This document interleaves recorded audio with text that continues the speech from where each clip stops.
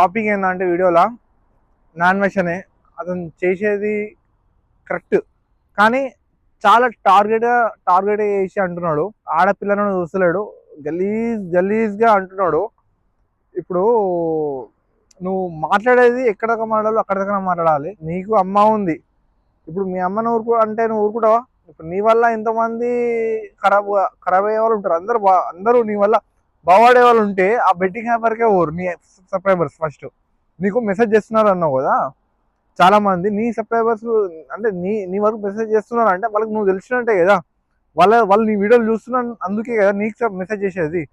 వాళ్ళకి నువ్వు బుద్ధి చెప్పకుండా, వాళ్ళ మీద ఒక వీడియో చేయకుండా, వాళ్ళని ఒక మాట అనకుండా ప్రమోషన్ చేసే వాళ్ళు ఒప్పుకున్నారు. మ్యాక్స్ ఒప్పుకొని ఆపేసినారు కూడా, ఓకేనా.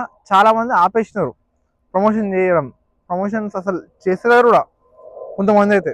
ఆపేసినా కూడా వాళ్ళు తప్పని ఒప్పుకున్నాం కూడా, నువ్వు అన్ని కోట్లు ఇన్ని కోట్లు ఎందుకు అవన్నీ? ఎవరు ఆడి నష్టపోతున్నారు? ఎవరు గడ్డి తిని బెట్టింగ్ యాప్స్ దగ్గర పోయి లక్షలు పెడుతున్నారు.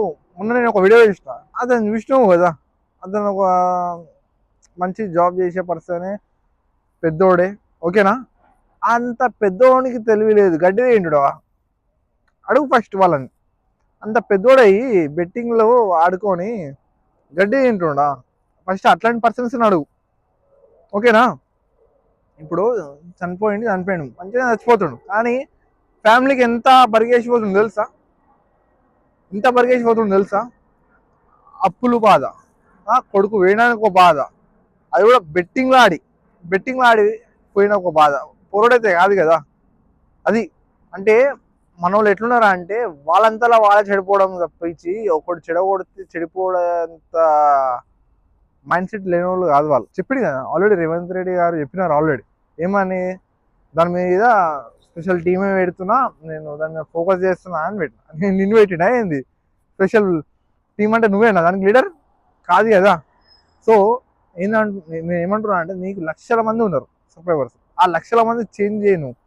వాళ్ళకి ఫస్ట్ నువ్వు ఉపయోగపడేట్టు నువ్వు వీడియోలు చేయి, ఓకేనా. ఇట్లాంటి పర్సన్స్ ఉంటారు కొంతమంది, ఏతుల మాస్టర్ అంటే నువ్వు శుద్ధ పూసవి, నువ్వు చేయలేదు, నీ దాంట్లో ఏ తప్పు లేదు, నీ వల్ల ఎవరు చెడిపోతలేరు అని ఎప్పుడు అట్లా నువ్వు ఎవరిని పడితే వాళ్ళని ఏమనవద్దు, ఓకేనా. ఒక లిమిట్ ఉంటుంది, ఆ లిమిట్ వరకే నువ్వు మాట్లాడాలి. చలో మరి, రైట్, బాయ్.